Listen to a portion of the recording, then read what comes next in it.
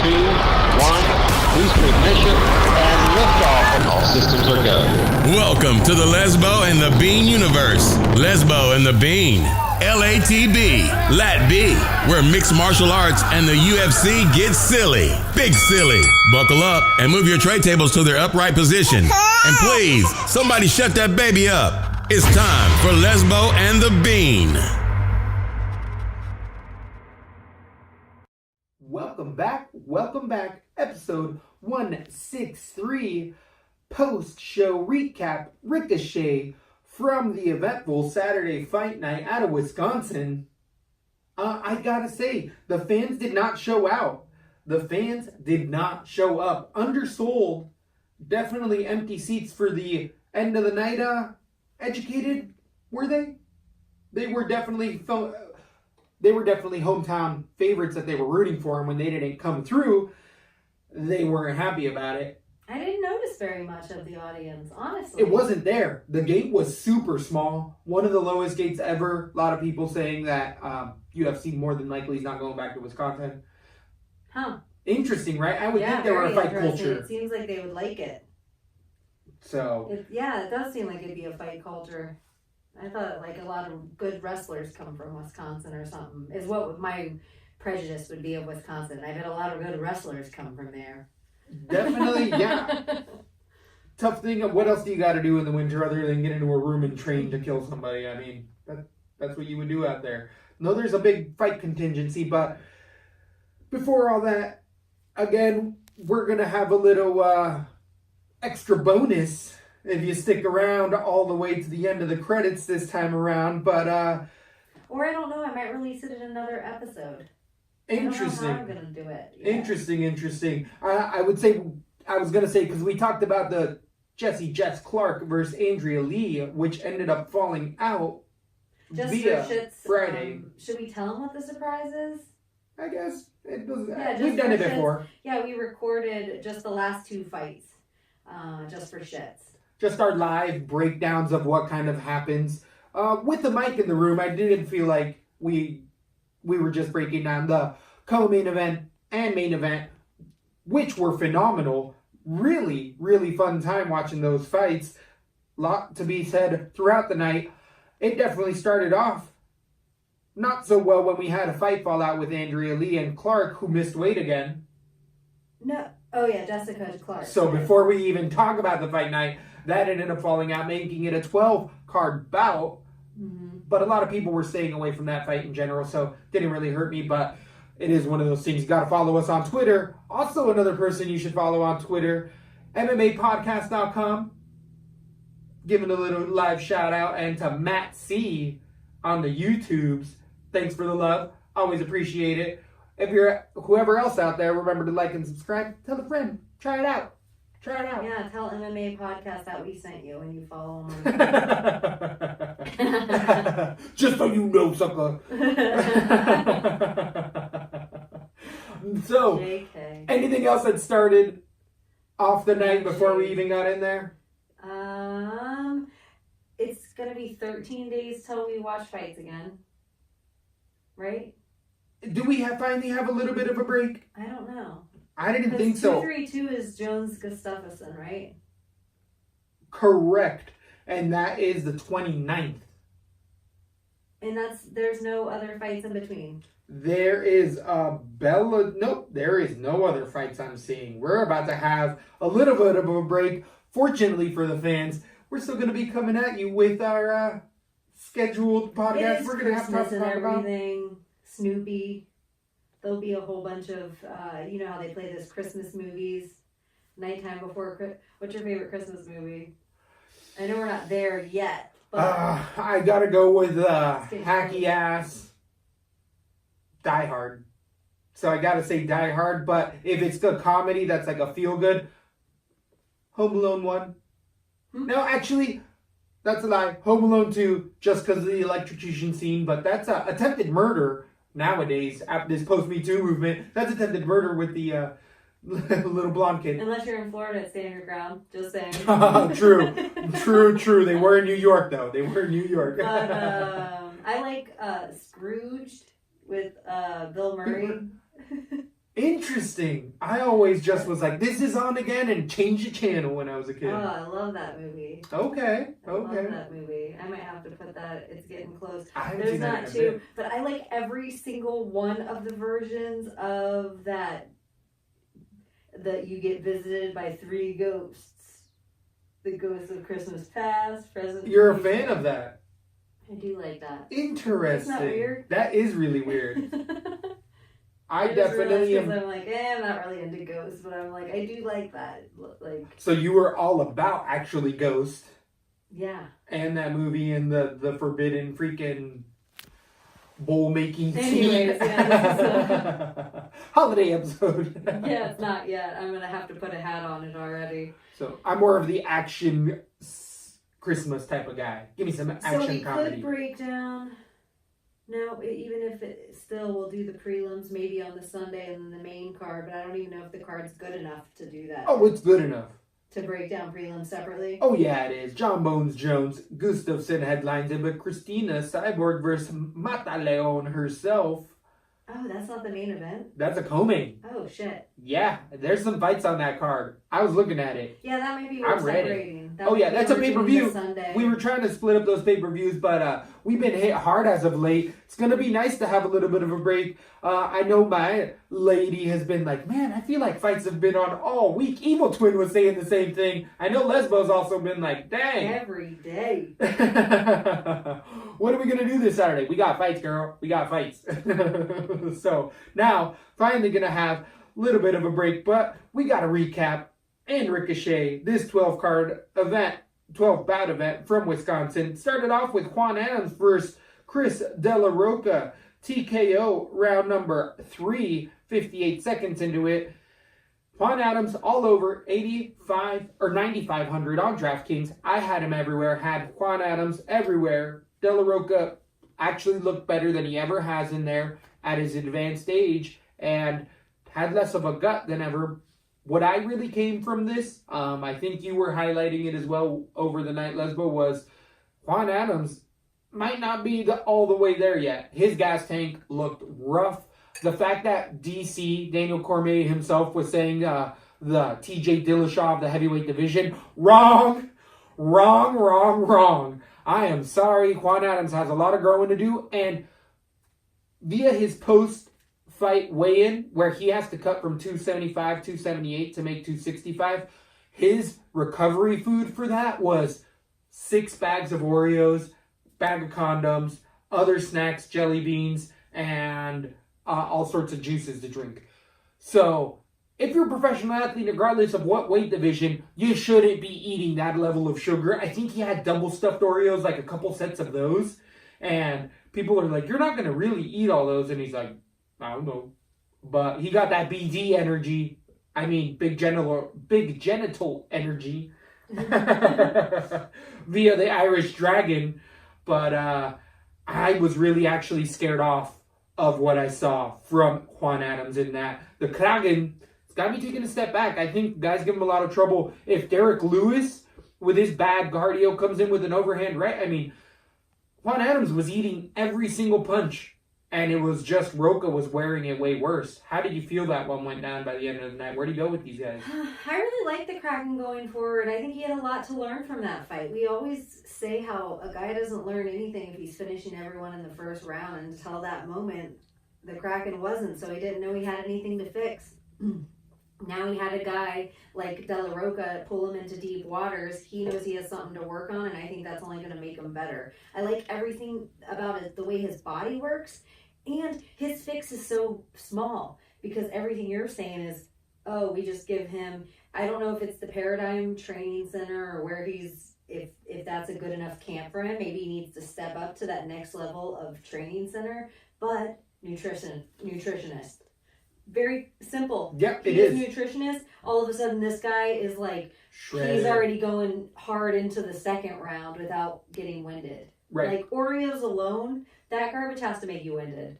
Agreed. That's what I'm saying. It's just, there's a lot to learn, but he's a young man in a big division with a lot of I kind of gaps. like him going forward, and depending on who he's fighting, like you were talking about with this fight, you saw his level of wrestling in there, and once that was evident, it's like, oh, okay.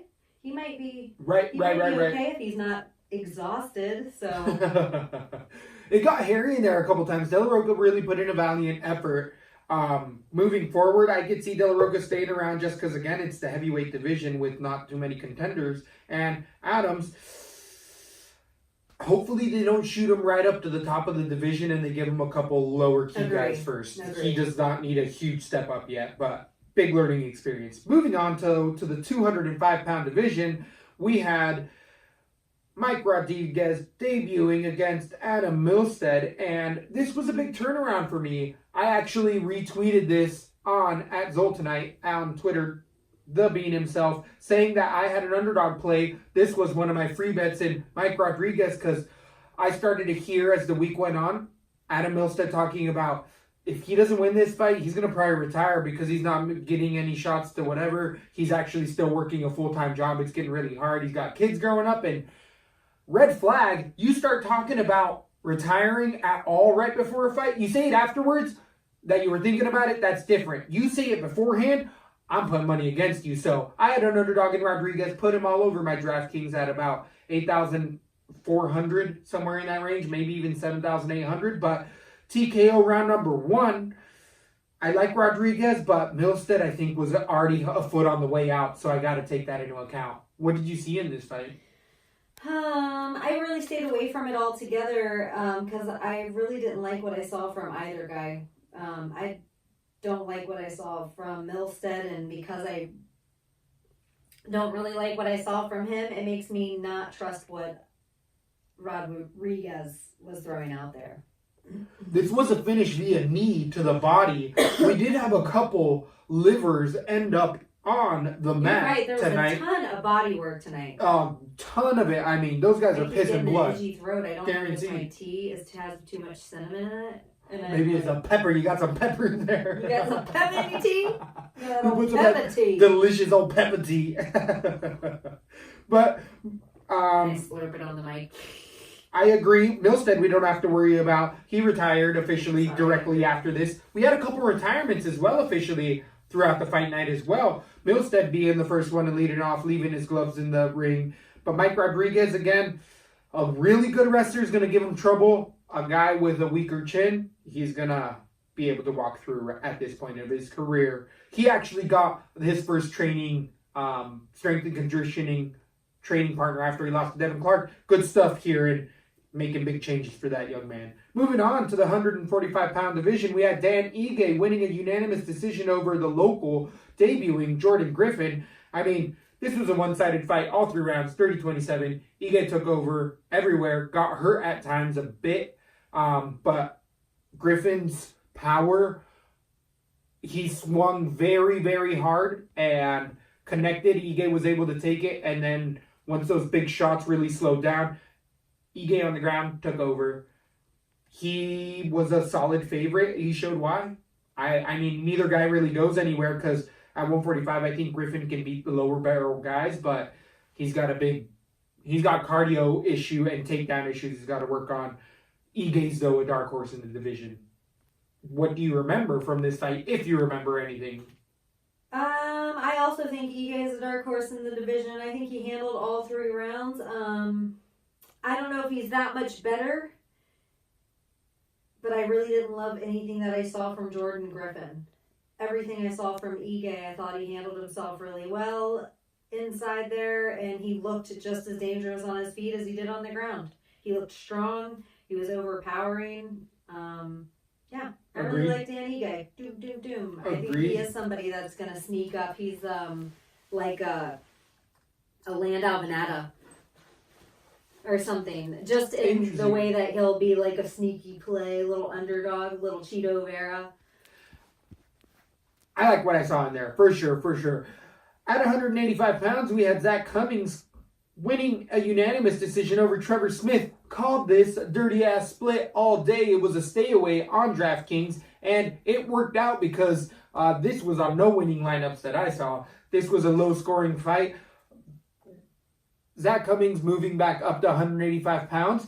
Looks a little soft, but he just can't make 170 pounds, and I don't know if Zach Cummings wins too many more fights other than Trevor Smith. I think Trevor Smith is at the low end of the division, And we saw why. Both of their gas tanks actually looking really gassed at this point. Zach Cummings, that's not good. He's really starting to get hit a lot more, but Smith just had nothing on the punches, and it turned into a big wrestling match.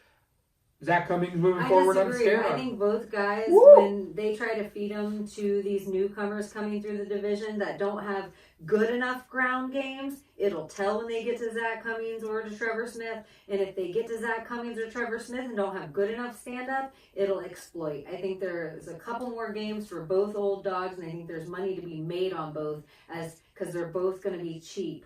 And they're grinders. They're never going to put up that many points, but they're a safe play for, like, getting your money back. That's what I think. But I didn't go heavy on this, and I think it paid off. I think we called this to a T. Oh, you made money if you're listening to LaTB. I broke even, unfortunately, just because I did have one. No, there was some mega cards out there. I saw 702 on some of the tournaments I was in. 702 for a fight card. We were getting in the 600 mids if you listen to LaTB. Staying away from key matchups like this. Saw a lot of people profiling Cummings I here. went heavy. We'll get there when it gets to the fighter. I went heavy on the wrong guy. I didn't have bad choices with some of my winners and cards. I just went heavy on the wrong guy. So it, like, cost too many of my cards. Anyways. Well, a guy that to go heavy on that did work out was Like, Jack I would have Hermanson. rather gone heavy on Trevor Smith than, like, Mearshart. I would agree with that. You know what I mean? Or at 185 pounds, Jack Hermanson came in and demolished Gerald Mearshart. Also, meatball characters. He ended up doing some part-time work as a kid. I know, and then I felt nice. I'm not picking on his looks. I'm not saying he's You not felt a nice? dude. I felt bad. Oh. Like, I didn't feel nice about it. I think Mearshart he's not an unattractive guy. He just resembles the alien from Meatballs a little bit. Definitely. After we did it, I was like, oh, I don't like picking on someone's looks. I only like talking good stuff about their looks. He's still an attractive guy. He still has a career in the UFC, but he was definitely outworked by Jack Hermanson, and he had a check mark on every points. Definitely no Emil Meek. That's who I keep getting him confused with. But Hermanson showing just his raw strength in grappling. He showed in that latest fight a good gas tank in the third round by taking Latis out in a fight he was losing. Here, those hooks. Remember when he had Mearshart, the hooks on Mearshart, and he was just belly down, couldn't move at all. Oh Eventually gave up the choke. You kept pointing. Yeah, strong hips. Strong hips. You were like, look how strong he is. Just kept him flat as a board, and then eventually got the choke in there, or the guillotine choke, but he jumped on that guillotine choke from just landing all sorts of knees to the body. Is Jack Hermanson that good? I think he's starting to really come forward. I'm liking a lot what I see from Jack Hermanson. A lot. He just moves really fluid in there. He's really turned it into an MMA where he's not just a striker anymore. On the ground, the way he jumped on that guillotine, I don't care who you are, you're going out. And 142 points on DraftKings had Hermanson on 60% of my cards. Ended up picking him throughout the night. Didn't think it was going to be that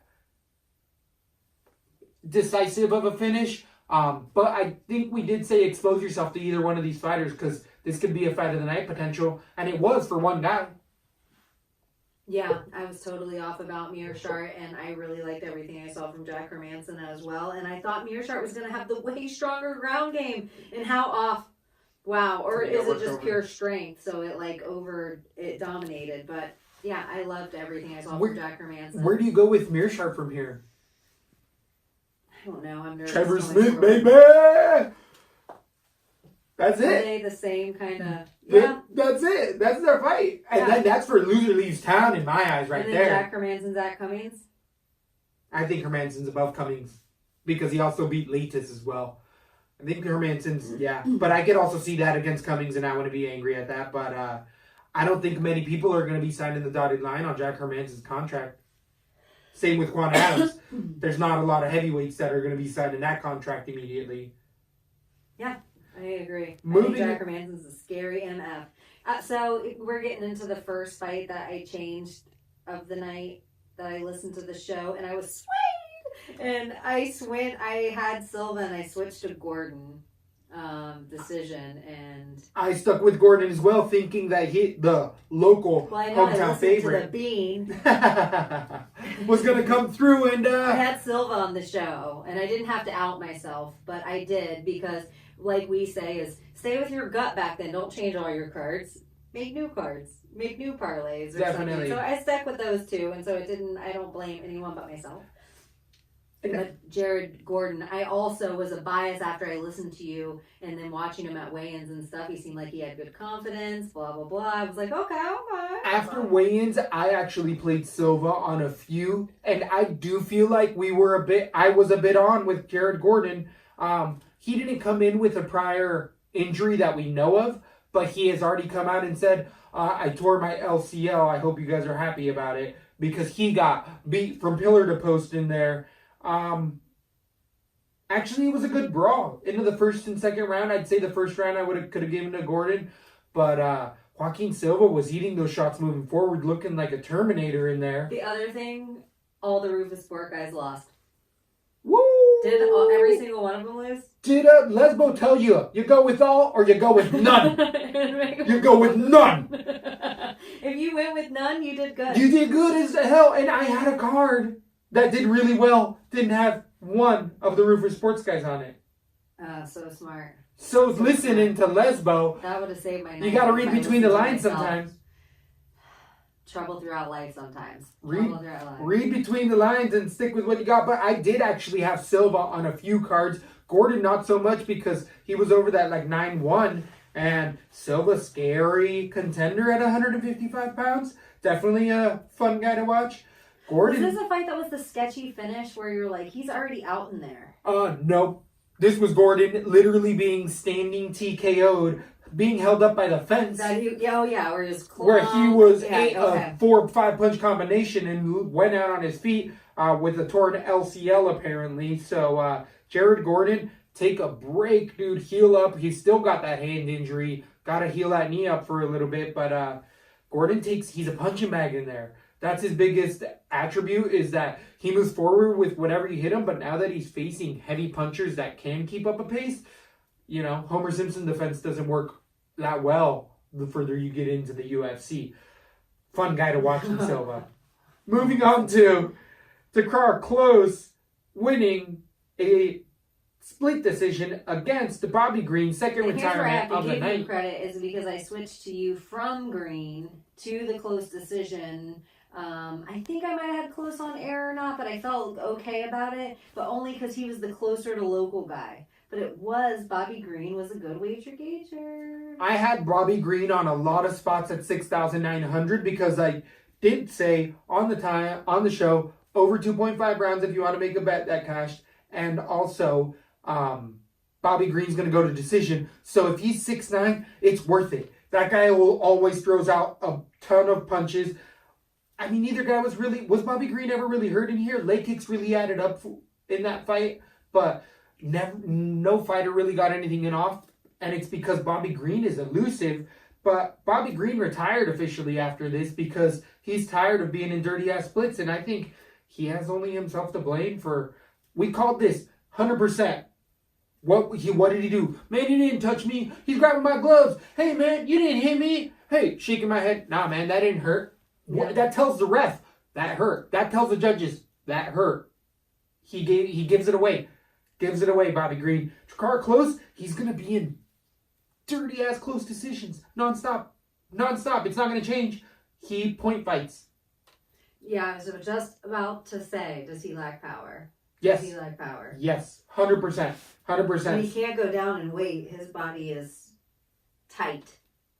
He got a tight little body. He can't go down no weight.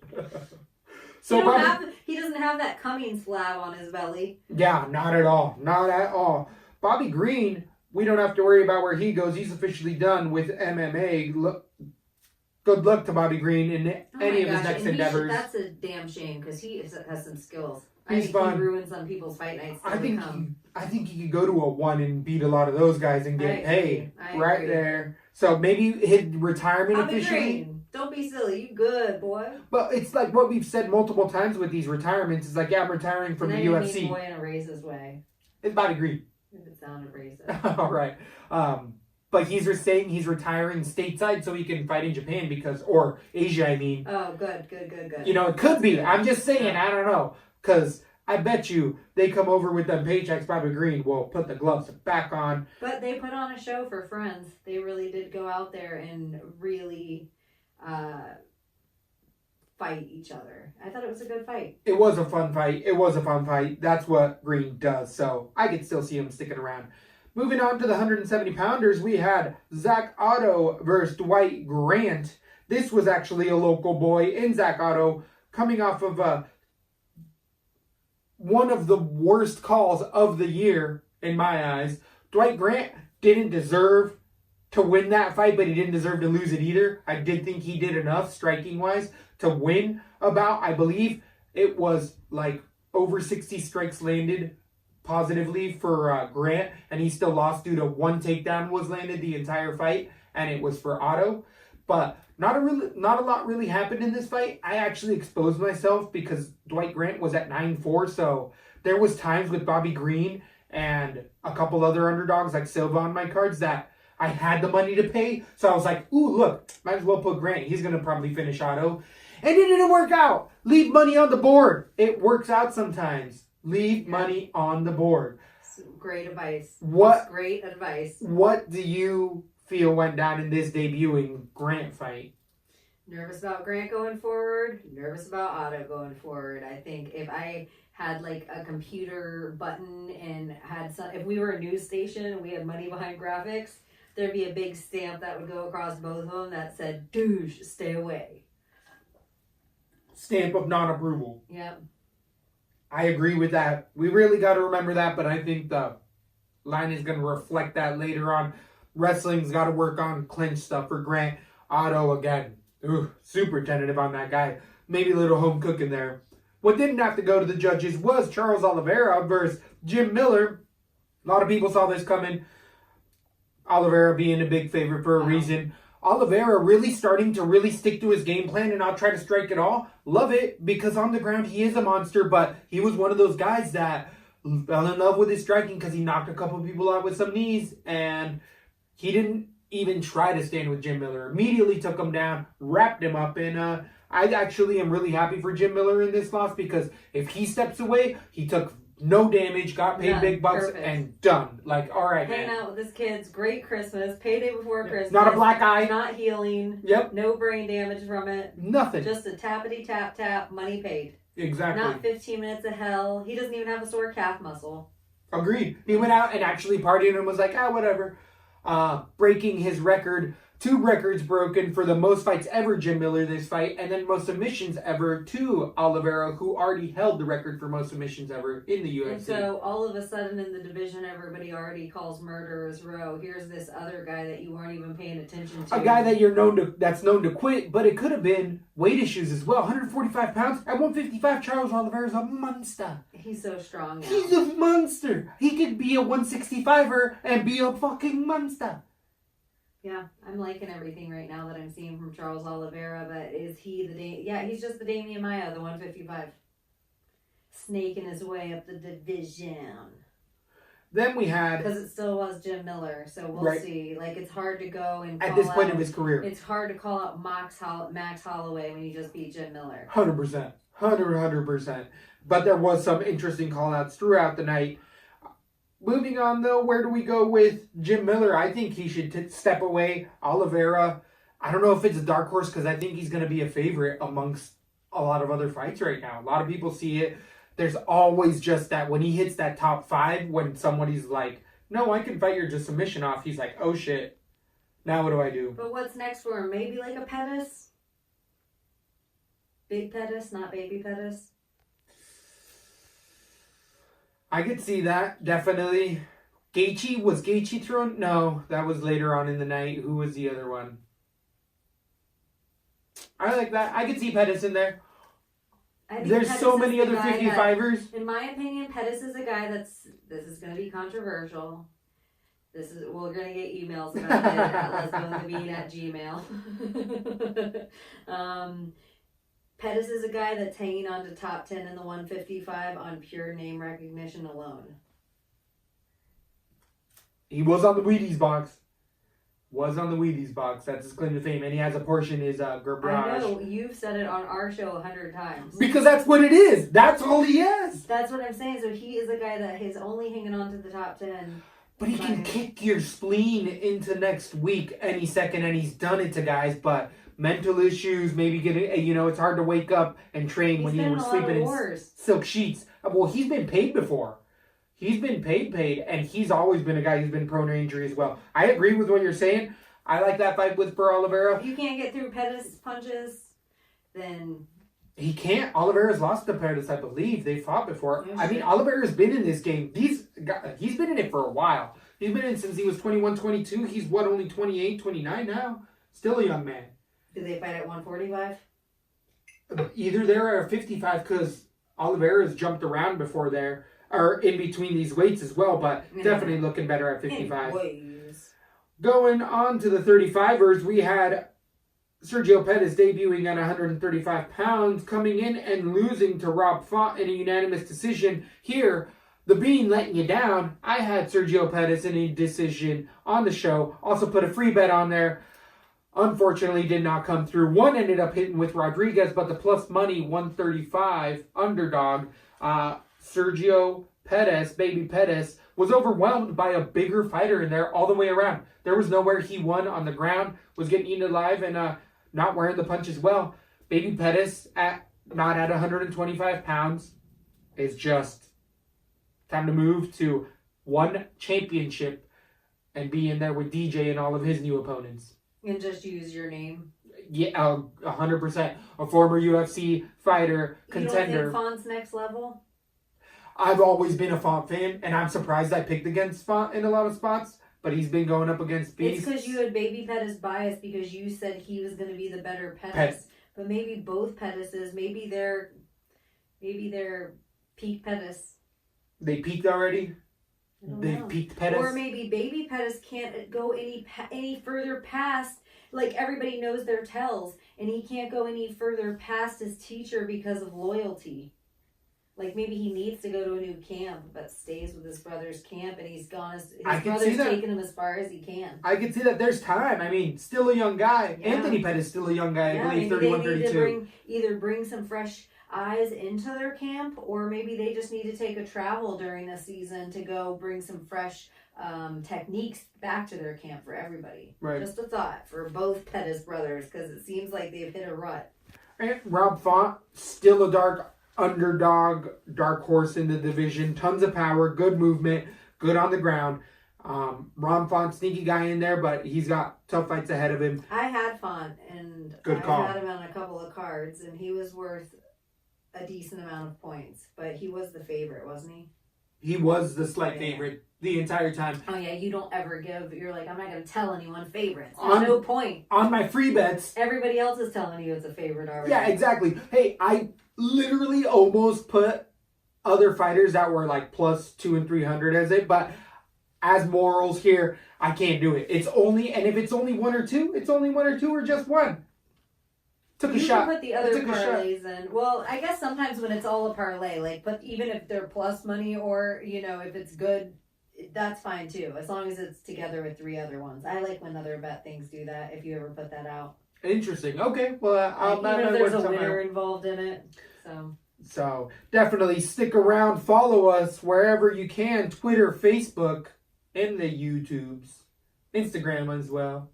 We appreciate it. On to the co-main event. One of the fights of the year for all the worst reasons. We called it here at LaTB. You're going to remember this for a while. And are you? I had friends texted me, evil twin, saying that his wife had to leave the room because Danial Hooker was hanging on by a thread. He was hung out to dry. By his corner. Hangman took a huge step up by competing against the top 4 guy from the 14th spot. Feel like here, the Bean had underdog in Edson Barboza and a straight up Muay Thai striker. The leg kicks really added up, and Danial Hooker doesn't have a good shot.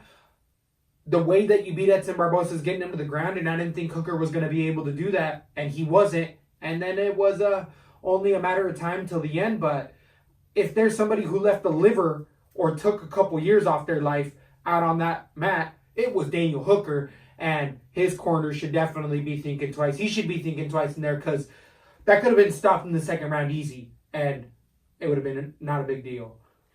I will say probably different than most of the other people. During the fight, I was calling for the towel to be thrown. 100%. I said, this is the corner's fault right now. It's not even the silly refs, but the refs should know better. That I can tell this motherfucker is just concussed a zombie on his feet right now. There has to be a punch combination that we get to that's considered a knockout. If you can put in 21 punch combination on somebody, they're not defending themselves properly. Yeah, and you could see Danial Hooker from the first round on getting his head ripped straight back with that right landing for our Barboza all night. Really set up by the kicks because those kicks started landing and then the head was eventually there for Hooker. We have to change our idea of what technical knockout means, obviously. Yeah, I agree. There was damage there. The commission, why can't the ref stop it? Like, there was that ref could have stopped it so many times in the second round and just been like, sorry. There was, always that one shot that Yair Rodriguez, maybe he throws an elbow up there, but if he doesn't, then he just lost 2 to 3 years of his fight career in that round that didn't need to start. And the reason I blame the corner more than that, what we saw in that last round, I agree with you. That was 3 fights. That was 3 fights that he's going to miss out on in his career because his corner chose to let him know he'll want to go out on a shield. That is a fucking ancient style of combat. Yep. Now we want these guys have rules for a reason. Yes, we want to be in their peaks for as long as possible. So we're going to miss out now on the great Danial Hooker matchup of him being at his peak against somebody else. He's a young guy. He's not even at his peak yet. But now you just may have peaked him. Now we may have had peak Danial Hooker. Now you put some really devastating thoughts in his brain like, if this guy's going to murder me out here, I can't rely on my corner. Like, I'm going to have to quick tap now. Like, it could set other domino effect of issues because I wouldn't trust my corner and I'd be like, dang, man, you guys saw me taking shots. I wasn't thinking out there. I don't even remember from that point forward. You know me. Right. How is the ref going to know that I'm out of it? Right, you know that. You had me in the corner. You should know as well as a corner that when I'm just saying, yeah, man, I'm good, I'll be in there, when his own corner is like, we saw him get concussed a couple times in there. Enough. All right, dude, he lost. Fight another day. He's a young man. He's not as good as that guy. But if you give him time to heal without taking the beating, maybe one day he can beat that guy. Yes. But now he has to take maybe a year off. Like, he got beat down in there. God. And it was a body shot finish. I mean, how many spinning liver shots does Barboza have to land before you knock down a tree? I mean, I know. Are we different than everybody else? Everybody else is like, finish him. Are we different by we're like, you don't have to finish him. Sometimes, like, let him He did finish him in the second round. That's what I'm saying. I'm let him fight another day. Yeah, that's my mentality. Because it is. It's to fight another day. And he can give us other highlights, but Edson Barboza holds on to his spot. Both of you guys making it as far as you did with each other, you have nothing left to prove. Totally. Danial Hooker's still in the hospital, by the way. Being held for a couple days in the hospital. Something ain't right. Yep. I knew it the second he wouldn't get up. Yep. We knew it while I was in there. And I feel like once your body kicks into that mode, everyone, you've seen it in movies, people get shot and can keep walking forward. That's real life. Yep. That's real life. Like, your body can do weird things. Your mind can get you off a battlefield. It doesn't mean it's healthy. So definitely thinking about you, Danial the Hangman Hooker. Get well soon, buddy. Take a break. Enjoy the youth. Enjoy your podcast. I know it's doing really, really well right now. So definitely. Where do you go with Edson Barboza here? He's still a top 5 guy. Edson Barboza is a dangerous, dangerous man. And I know he likes to use just the defensive wrestling, but maybe he doesn't need so much work on his striking. He needs to work on that ground game, if anything. And I still think he's one to watch. Yeah, I think you're right. Top 5 still. Freaking Charles Oliveira, Edson Barboza all of a sudden looks gnarly. Charles Oliveira Barboza. I'm into it, or I'm into Barboza versus Gaethje. Which, going into the main event, is Gaethje where we're implied already in this? Or I'm into Edson Barboza versus Iaquinta. Al. Not a bad call. On to the main event we go. A 5-rounder. We had Kevin Lee losing a unanimous decision to Al Iaquinta. I mean, Al here, I was underrating him. I think a lot of people were underrating Al Iaquinta because he came in short notice and lost the fight he should have lost. But now looking back at it, now seeing the take down the fence, the get-ups, the way to get back to his feet and keep the fight where he wants to, Al Iaquinta, scary dude at the 155-pound division. Kevin Lee couldn't get much going in there. We did verdict these 4 main card bouts. And did we 10-10 one of these? Was it round number 2 we 10-10? Or 3. 2 or 3. One of them. 2 or 3. But other than that 10-10 round, I only gave, I think, the 3rd round to Kevin Lee. And the other 3 decidedly for Al Iaquinta. I mean, Kevin Lee could see by the end of that fight. Al, little scratch around his eye.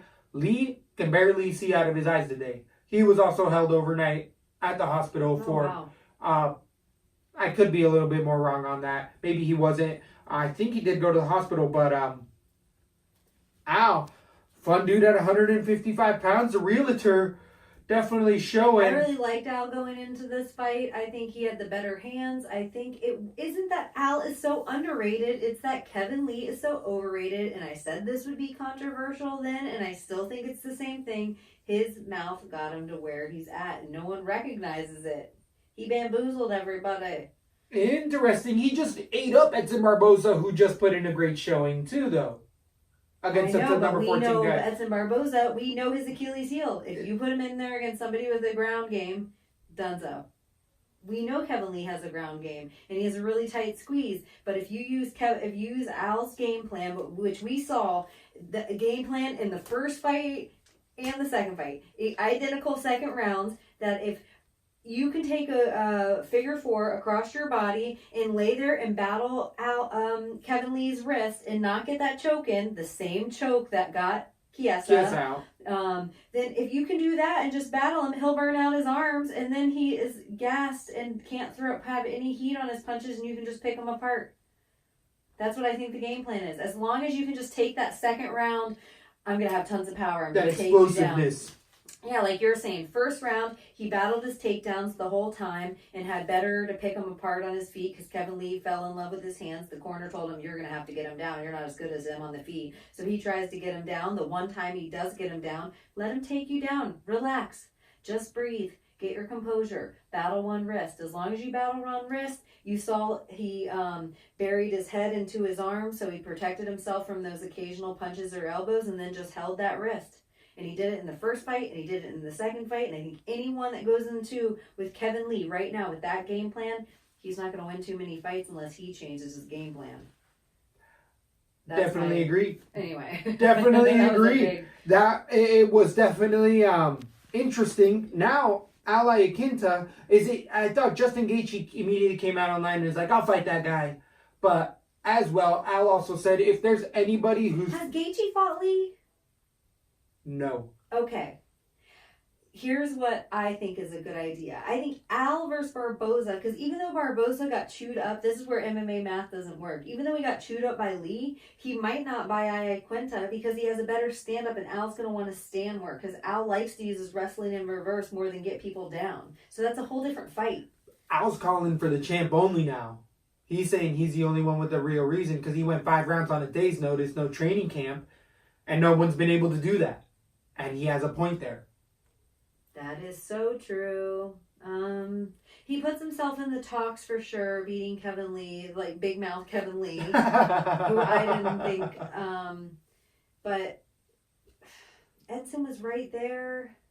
Champ only, you're still off a loss too. You need one more fight, in my opinion. I like Al, but he needs one more fight to get in there with Khabib, to put himself in with Tony, with Khabib, and with the Conor, just because of money, which I don't even care so much about in the conversation because I think it's all going to be on name alone.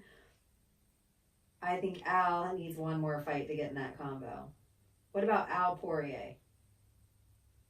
That's a really, really fun fight. But I think Al, he's not like Ali Abdelaziz, and he's not going to fuck himself over in a contract. He's going to get paid to have the best fight, and Poirier's on that level of name value. I think Poirier does bring name. It has to be someone with a good name. That's a good fight. Ooh, that's a great fight. Talk about shit talking. Yeah. But they could also go super samurai with it because Iaquinta doesn't talk tons of shit unless it really comes about. But I mean, it takes a spark around those gasoline heads to light it off. But I could see them also just being like, oh, we're both cool. We're both cool up until the weigh-ins when someone puts a fist up wrong and it's like, we're throwing monster glasses at each other, boys. We're getting fun. We're getting fun in here. You know what we could do for our next, since we don't have a fight card for a little bit, we could do our best of. We do have the LaTBs coming around the corner. The LaTBs. The LaTBs. I don't care. They don't have any official name yet. We're not dead set in stone on the show. It does maybe not necessarily next show. We also have another Monday show coming up as well. So we're gonna have a little bit of time before that as well, right? Yeah, we'll have a couple little spots, but yeah, like there's nothing on Wednesday's show. I don't know what. There's no fights to break down. Truth. All right. Well, we'll have to get on the boxing. Only highlights on the GIFs. I didn't catch it live. I know that there was also a Bellator show going on. My favorite quote of the boxing match of who was it? Canelo versus Rocky was. Who's Rocky? 100%. That's what you said. That made me laugh. It is true. Who is that guy? On DAZN, if you're DAZNing. But what I did see on Bellator was King Mola Lawa getting his head nearly taken off by that kick. Did you see that highlight? No. He's a punchy fighter, now fighting at like 205, Liam Maguire, whatever. I feel like I was burnt out on fights and I didn't realize it until the fights were there. Like, I needed a break to appreciate them. We also ended up catching Brent Primus versus Michael Chandler. Oh, we did watch that. How did you feel about that one? What did we come out in the overall run over Michael Chandler, which we've been hyping up for a while here at LaTB? Michael Chandler would have a hard time faring in the top 10 of the UFC. I think in the UFC in general. Will Brooks was his biggest competition, made his biggest name. Him and Eddie Alvarez. Eddie Alvarez Chandler has a better shot going over to 1. If he has a few fights left, go make real money. That's what I take away from Michael Chandler. Don't come to the UFC; you'll get chewed up. I think so too. It's not going to be any easier fights, and you're not going to beat like Pettis. But he's going to come in with like a 12-12 to show because that's the way UFC does, where he has a big enough name to just go to 1 or another KSI, whatever, KSW. I don't think he's in the talks of Khabib Tony. Not even close. Not even close. Again, the guy beating him went the furthest. He's lost all the marquee matchups. Will Brooks, Eddie Alvarez. I think Poirier knocks him out.